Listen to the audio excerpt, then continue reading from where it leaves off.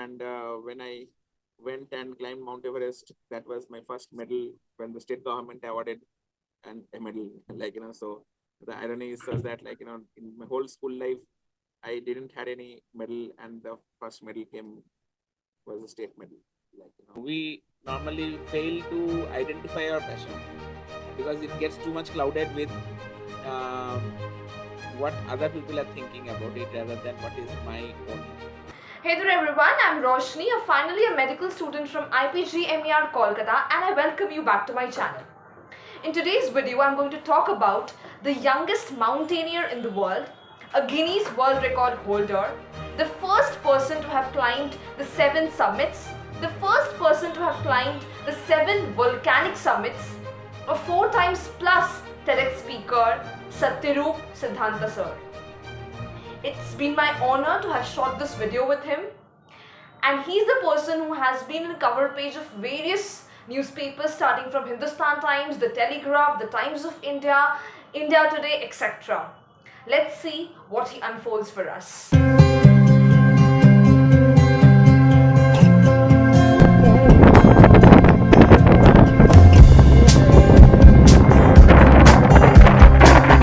So let me tell the viewers that Sir has a bachelor's degree in engineering. So, sir, there is always this struggle between the passion and fighting with your daily life. Like if you had done engineering, you would have got a decent pay amount. So, what is that factor which we should take care of while choosing between our passion and the daily activities that we do? How to choose our passion as our career and Right, right. Now, see, to do anything of your passion, you need to support it initially, right? So sometimes we are not sure whether that passion is suitable for me or not, right?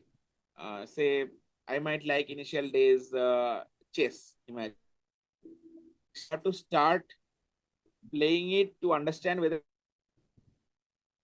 I can leave everything for it, right? So, but at the same time, it is also important that time is finite. So we have to experience different thing and see that what resonates with me. So if I'm not good in, say, as a kid, so we typically Indian mentality is parents will say go and play cricket. Now, if you are not able to play cricket properly, they will give the best of the coaching and stuffs and all, but probably cricket was not meant for me. How do I know that? Not by speculation. I have to get into that field, try it out, see that is it just a FOMO, like a fear of missing out, that other people are playing, that's why I have to play, or is it really that I connect with, or is it really like that I want to be a critic but not a player, so there are different side of it when I like something, right? So imagine I am not good in cricket. Like after playing doing certain coaching and stuff, so now I felt that I am not resonating with it. Then I might go for a football, and again I try my luck, and then I see that football is also not happening. Eventually, the normal transition is then okay, I'm not good at sport. Over. But what if I am good at billiards? What if I am good at chess? What if I am good at mountaineering? How do I know? Unless and until I am not and I am exposed to it, there is no way that you can tell that what you are good at. So the idea is how do you give yourself those experiences, give multiple experiences to ourselves and see what resonates best. And then only you will know what you are good at. trying and testing out every passion or every field will take a lot of time. So we don't have so much time that we can carry out every passion. And especially when it comes to mountaineering, nobody will even think of doing that. Right. So my mountaineering was it also happened to me by accident because I hailed from a very small town in Bengal. It's called Barampur, Murshidabad district. So where there were no mountains around and there was no exposure around. But again, like, it's about um, uh, like, putting yourself into a broader horizon. Like, so if we go out of our comfort zone, if we go meet new people, see different things, travel around, then you will get uh, these exposures, right? Rather than having a tunnel vision, if you can uh, increase your sphere of uh, experiences, then Exposure. it becomes pretty easy to know what you so you don't need a choice of 100 sports to choose one. Then you will know that probably three, four, five, six different things will give you that kind of experience. Coming to the other point that you have pointed out in terms of the job, because I was a software engineer, then the money part of it. So it is very important. First is the importance is to get the passion, to identify the passion. Second is to fund the passion. Now, if I don't have money itself, then how will I be able to uh, play or invest on my passion? So that means I need to first strengthen the position that I am already in. So if I am an engineer, so then I have to be good at my sport, like my uh, forte, such that I can earn that money and channelize that money towards my passion to feed, so that both can go together, right? Till I am 100% sure that yes, this is for me. And how do I validate that? Then I start achieving certain milestones, right? Say for cricket, if I can go to Ranji playing team kind of thing, Ranji player, if I can become a Ranji player and all, then I know that I'm in the right progression. Similarly, for mountaineering, if I do a basic mountaineering course, advanced mountaineering course, then I achieve certain, mountains of heights, 5,000 meter, 6,000 meter, then technical mountains, which are typically well-known templates, right? So once I do that, then it's a kind of validation for me that yes, uh, I am actually going On towards the an right path, yes. serious hobby rather than a fun to have hobby. Definitely, you can be a jack of many things, right? You can be a hobbyist, but if you are a serious hobbyist, then only you become very passionate about something, and right, So for But me sir, also, I think it was very important. Yeah, yeah, it is always not true that I do something and flourish in that. There are failures multiple times also. yes, yes. So what happens is failure, we think that it is a very bad thing, but for me, whichever place I failed, that taught me more than the success. So it's about your attitude towards the failure, that can you learn something from that failure? If you can learn something from that failure, then I don't see it as a uh, shattered failure. It's a constructive failure, right?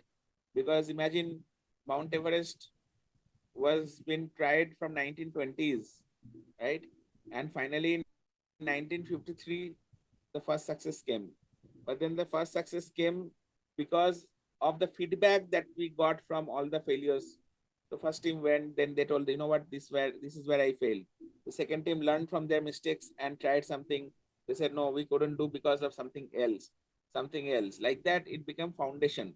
So can you take your failures as your own foundation and then you try? So imagine when you were, I don't know whether you know cycling, but did you give up when you fell down from a cycle for the first time? You never, right? No. Because you had that burning desire to feel that feeling of how cycling uh, gives, once you know to cycle, you have seen others and you wanted to experience that, and you don't mind trying again and again and again because the desire is so strong. The desire to cycle is more stronger than the dejection of the failure, right? So falling down is not failure. not to get up is a failure, right? And when you say that, no, it is very difficult. Yes, it is difficult for 80% of people. That's why only 20% people can follow their dreams, and the rest 80% wonder how is it possible, that how can people do this kind of things and all, right? So today, everything that you see in a master level, it is not easy. It takes its own sweet time. It takes its own dedication. It takes its own pain, ups and downs, everything, right? So just like if you want to eat an omelette, there is no other way than to break the egg, right? So no matter what, it has to go through that painful process of breaking. Right? When you're cooking something, you need to uh, put those ingredients, go through a process to do that, right? No matter how unpleasant that process might be.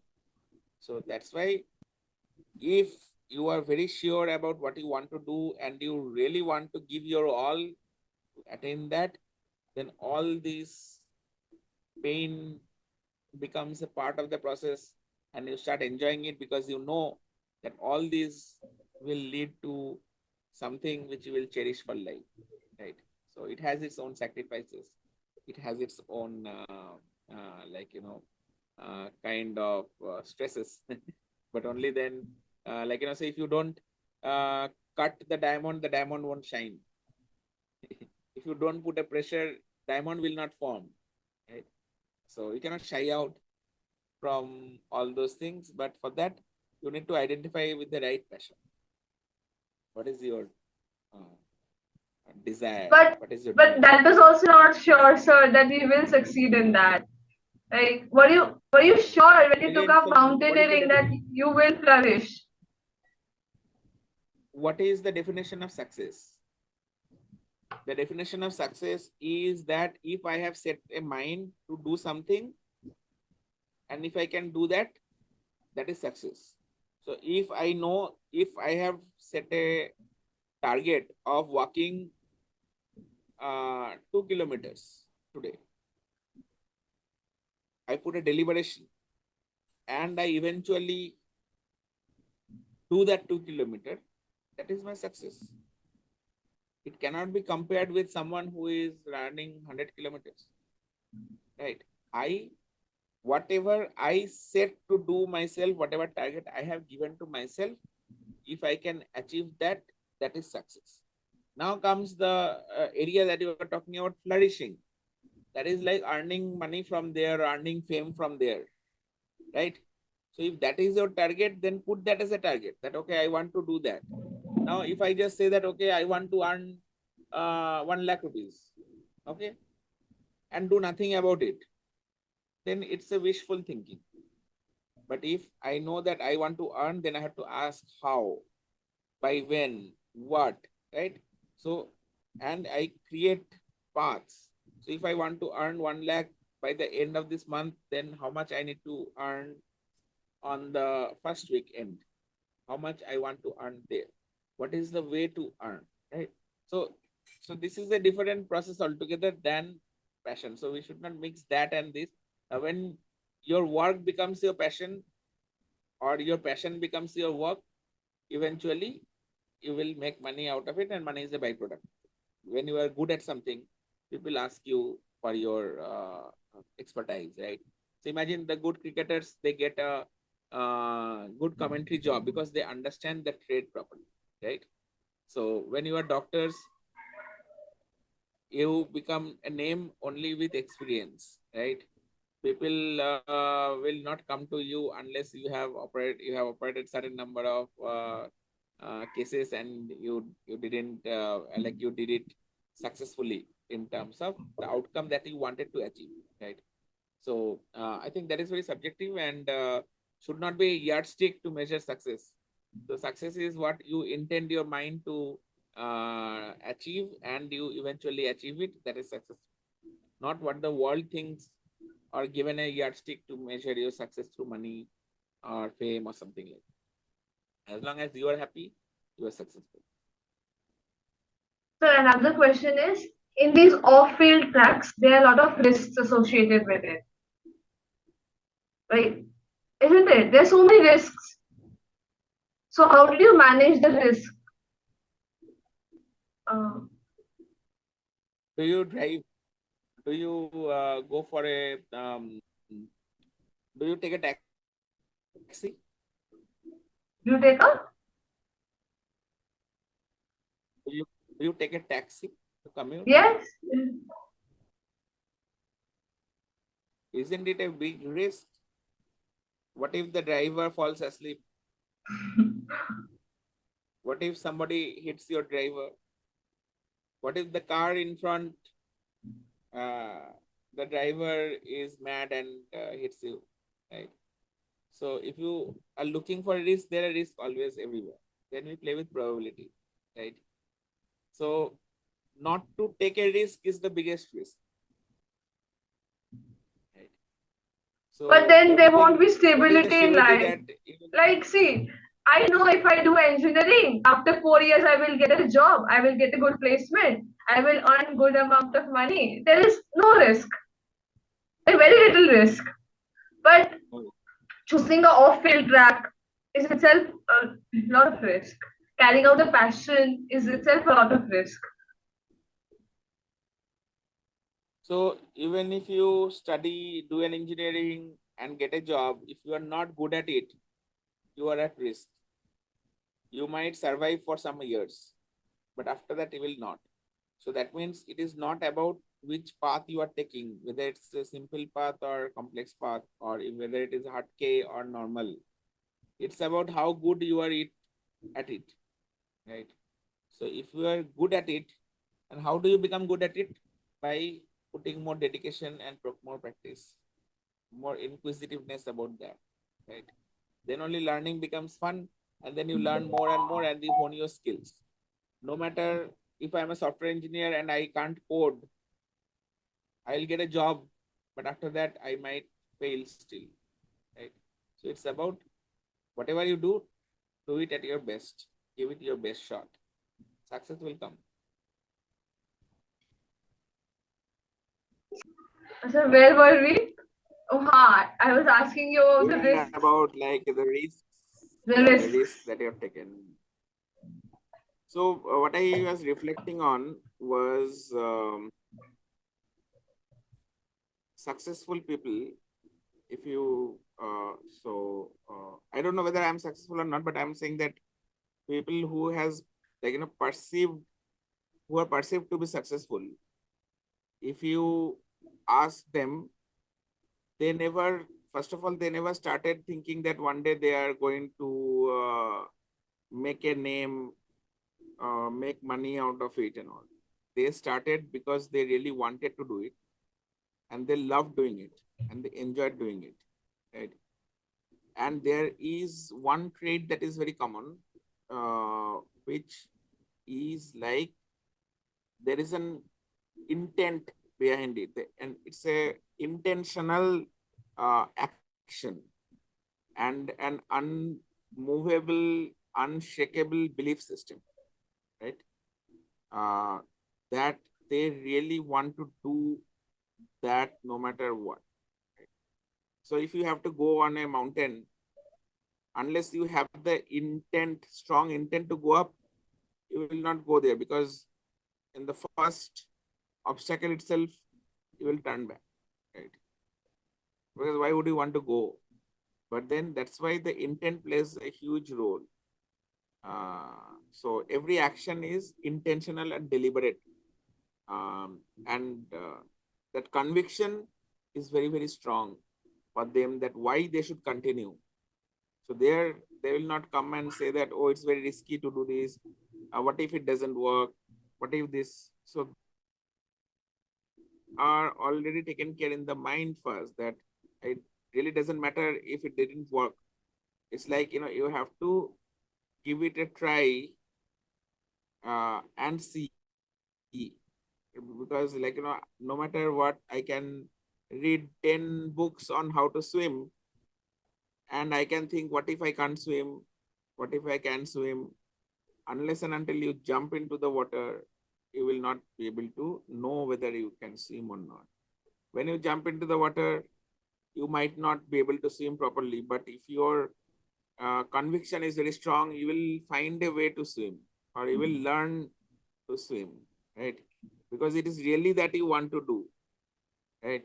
Then you will put that conscious effort to learn about it, to learn about the sport, and that desire becomes very strong. So that is something that I thought I will share with you. So when did you complete your engineering? At what was your age when you I completed started your my engineering? engineering in 2001. I started my engineering when I was in 2001, and I finished my engineering in 2005. So what was your age Uh, then? 2001, I was 23. At the age of 22, I completed my engineering. Okay. And when did you start this Yes. mountaineering? At the age of 22, I started mountaineering. I went for my first trek in 2008, as late as 2008, which was like 25 years old. My first ever trek. And then I liked the trek, and eventually I wanted to go for more treks. And when I went to high altitude trek, it was in 2010 when I was 27 years old. Yes. And 2011, I did my mountaineering course. And 2012 onwards, like 29 years age onwards, I started my journey of climbing these 7 summits. And in 7 years, I finished climbing the highest mountains of all the 7 continents, and climbing the highest volcanoes of all the 7 continents, and South Pole as well. And then I almost finished the North Pole as well, but then life had some other plans, looks like. And this year it was the 5th year, consecutive year, that North Pole got cancelled. So maybe it's a way of life teaching me perseverance. Uh, in mountaineering, that is one ingredient which has to be very strong, that never ever to give up on a dream. So no matter what happens. So it is like, it is putting me in a situation that it's getting crushed every time, broken every time. But that conviction to move on, that conviction to not give up, has again rebounded me. And and again I have started every year. I jump in with new enthusiasm, hoping that this year it is going to happen and all. So, uh, so out of all these things, you will see, if that hope is not there, then nothing works, right? So, because I don't know whether I can do it or not, but I hope I can do it. You see, so that hope is something that binds every one of us, and it is helping us to move forward. So, sir, your parents have been supportive of your decision? It was initially tough, but again, as you start displaying what you are doing, like displaying in the sense like you are demonstrating that you are a responsible climber. You are not taking unnecessary, unmindful risks, right? So that you have to demonstrate, right? And eventually, then when they realize that, okay, I am not going to do anything just out of loop or something like that, and it is a measured approach, it's a calculated risks is getting taken. But there So is risk of life also in mountaineering. So, how did your parents agree? yes, there is a risk of life. Now, how do you determine the risk? By numbers, right? Statistics, right? So number of people dying on a mountain is much less compared to the number of people dying on the road accident, right? But So then less people go to the that, mountains also. yes. Now, if you consider the deaths that has happened on mountains, like say I am from Bengal now, so let's consider all the deaths that has happened on big mountains for Bengalis, like not a single death has happened in the last 8-10 years where you can blame the mountain for that. All these deaths were not from objective dangers, but from subjective dangers, which could have been avoided and which had happened because of miscalculation and uh, uh, wrong decisions. So you cannot blame a mountain for wrong decisions, right? You have to own that responsibility, right? That way that mountains in that way are pretty much safer place. You know, beautiful. So, That sir, is who has my been your observation about okay? mountains. Who has been your biggest support? My biggest support is from some historic characters. Hmm. I I derive inspiration from two people, two-person from the history. One is Shackleton. Shackleton was a famous explorer, and in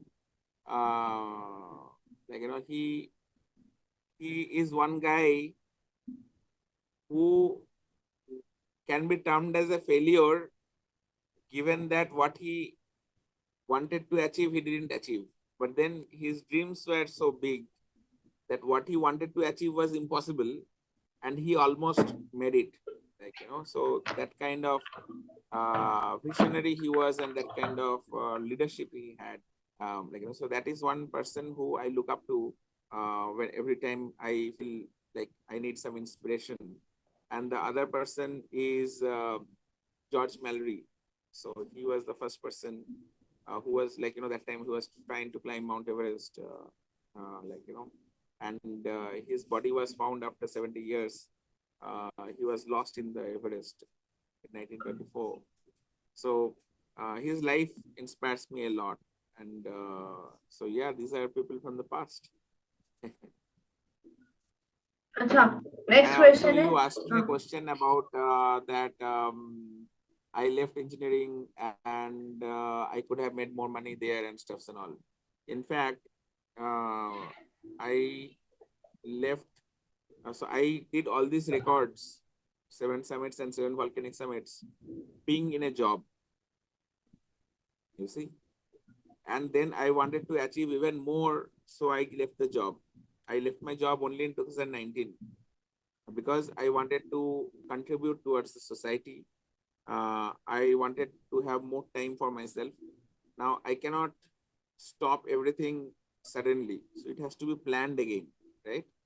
So I realized that if after working 9 hours I get X amount of money, can I get similar amount of money by working less number of hours?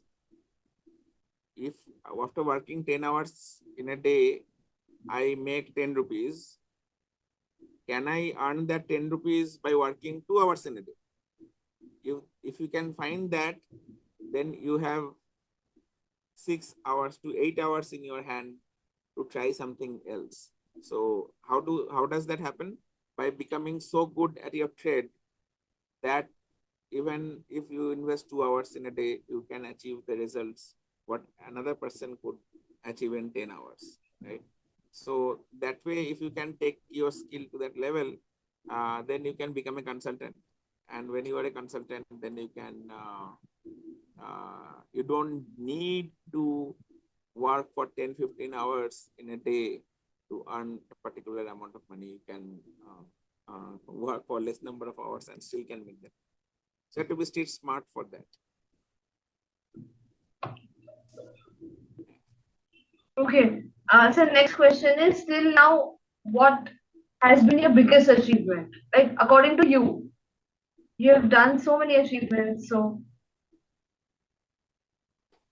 according to me, the biggest achievement is that in spite of leaving my job, in spite of I had lot of debts on me for my mountaineering, where I didn't get a support from the government how I could have got that support. So in spite of all these setbacks, I could still carve a way out of my life, and I could bring down my liabilities a lot. Like, so I still remember when I went for the world record, I had to take a lot of loans, and my loan was amounting to 65 lakhs when I took that loan. When I left my job, I was yet to pay 45 lakh rupees, and that time I left my job, and I took that leap of faith, and I went ahead and started my own business. But just after I started my own business and one successful stint happened, the COVID came, and I was tempted to go back to job but then government came up with moratorium, and that gave me some time to breathe and allowed me to think that what else can I do? What else can I do? Uh, and I consider that is my greatest success, that I didn't have to go back to a job living my dreams. So I could ensure that my dreams are also there for execution, as well as I could find a way to earn from my skill set only, from my engineering thing only. So I am doing a consulting, I am doing consulting for multiple companies now, and do mountaineering. So both are going hand in hand. So no skill can be thrown away. So some skills are there. So my engineering skills are there. I learned a lot from engineering, and I have applied engineering in my mountaineering. Similarly, I have applied mountaineering skills in engineering. So that way, things are moving fine, and I think that is my greatest achievement so far. That I could find self-sustaining mode, a self-employed mode than an employee mindset. So, being an asthmatic, what were the problems you had to face while mountaineering? Well, it was, as a kid, it was more of an inferiority complex as a kid, because you don't want to get bullied by your friends for using inhalers, right? So I used to not show people that I am using an inhaler. So I used to turn back and take it and immediately slid my inhaler back into my pocket. Even in college, when my friends used to see an inhaler, they used to say, "Whose is this?" And we used to keep silent, so I could tell that you were asthmatic and stuff. But it's a very pathetic feeling when asthma happens, and those people who have asthma, they know it's a very suffocating. Right? It's like you want to breathe, you are trying to breathe, but your lungs is not get filled up, right? So it's like taking a fish out of water, and it's trying to gasp for air, right? So to get into that feeling is a very sulking kind of experience, and that prevented me from playing any sport in the school. uh, I couldn't play football, I couldn't play cricket, I couldn't run. I didn't had any single accolades in sports in my school. I never took part in any of these sports activities. I don't have a single medal in sport. But then life has its own way. It works in a different way than what we think. And it showed me some areas where I can explore, and eventually it was my decision to follow that. So, um, so being uh, that asthma thing, which didn't allow me. So it deprived me from doing certain things, but then that created the hunger more. So it's like if you and I are seeing a plate of roti, right? If you are eating this roti every single day, and I have not eaten for last 7 days, and the roti is in front of us, I will be more like, when I am having that roti, I will enjoy it more than you will, right? Because I was deprived from not having food, right? I'm deprived from food, but it was taken for granted. So the way I will enjoy that meal will be much, much more than what he will do. Similarly, I think for mountaineering also, like, I was never supposed to do all this thing.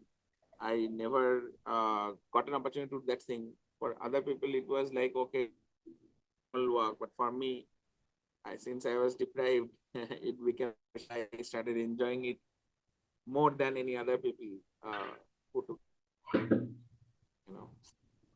Okay. So I with thank Desma for that because it has prepared me for bigger challenges.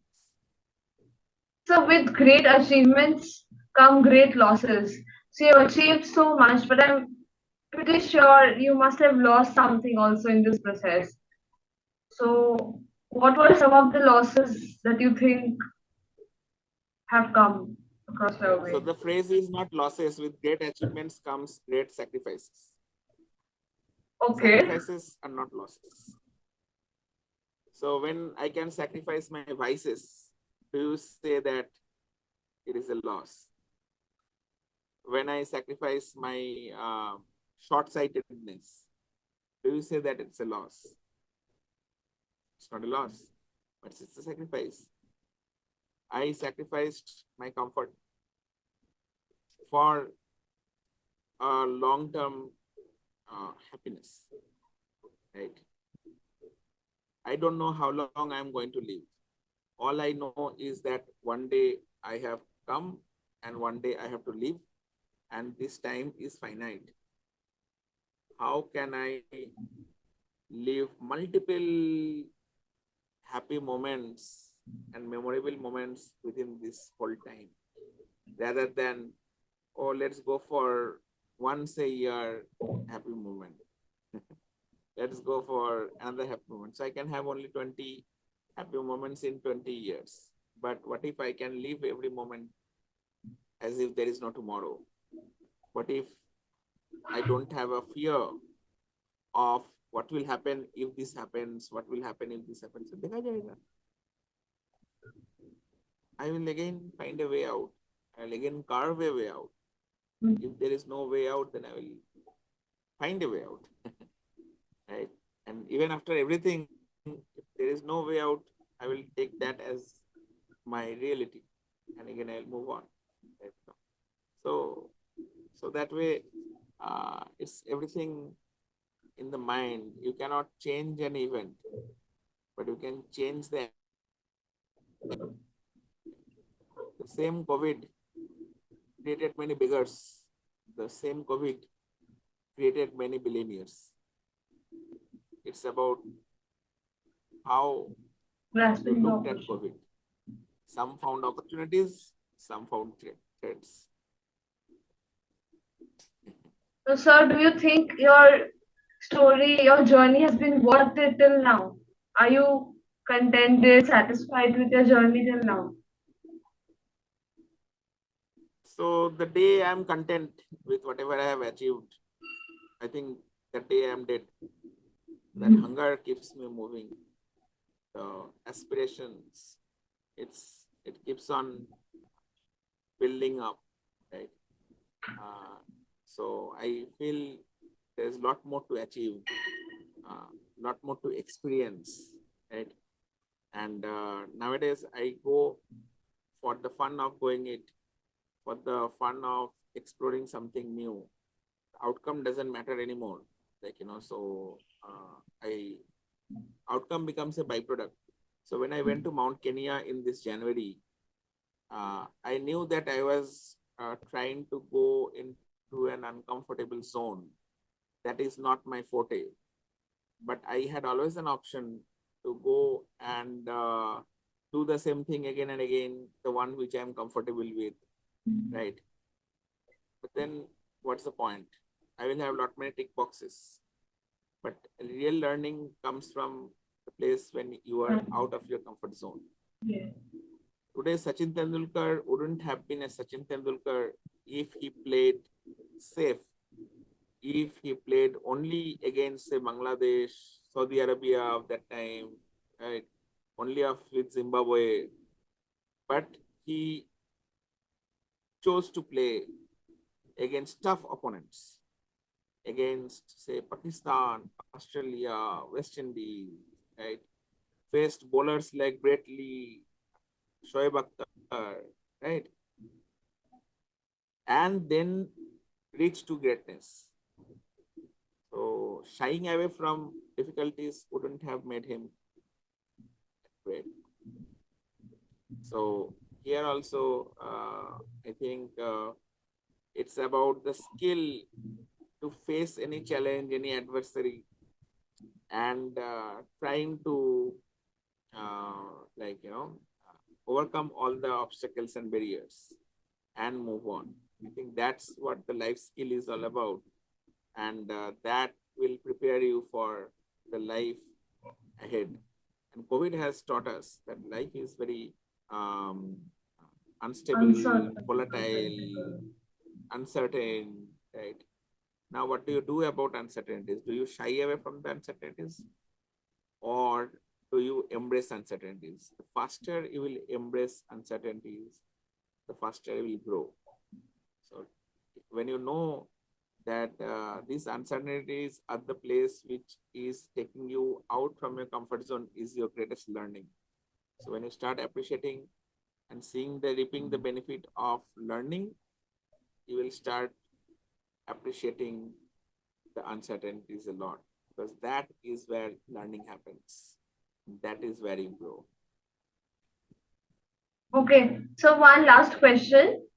What advice would you like to give to the young people who want to carry their passion and uh, yeah, who want to carry their passion and take that risk in life? Like,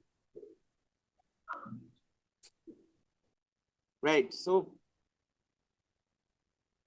I can tell only one thing, that build courage. The world needs more courageous people. The world needs more bold people who can take responsible for their action, right? And who can allow themselves to dream big. Most of the time, we are the ones who have stopped ourselves from following our dreams. You can always blame everyone around, saying that he didn't allow me to pursue my dream. He didn't allow to pursue my dream. But did anyone put you a gunpoint and told that don't execute your dream? Who has stopped you? You'll see that ultimately, when you are pointing at someone, four fingers are pointing at self also, right? These are pointing at self. So we have to take responsibility for our action, our thought processes, our choices. And so don't stop yourself from dreaming big and following the dreams. And it's not only about dreaming big, you have to chase your dreams, right? Otherwise, it will just be a wishful thinking. So you have to have a target, and you will reach that dream only when you know that you are ready to give everything for that dream. You have that conviction with yourselves that I know that I can attain that. So for that, you need to find what it is that you really, really want to do. So if you find that answer, that what you really want to do, then there will be no looking back, and you will just shine greatness. Thank you. so that, okay. So that brings us to the end of the meeting. And thank you so much for your time. Thank you. Thank you so much.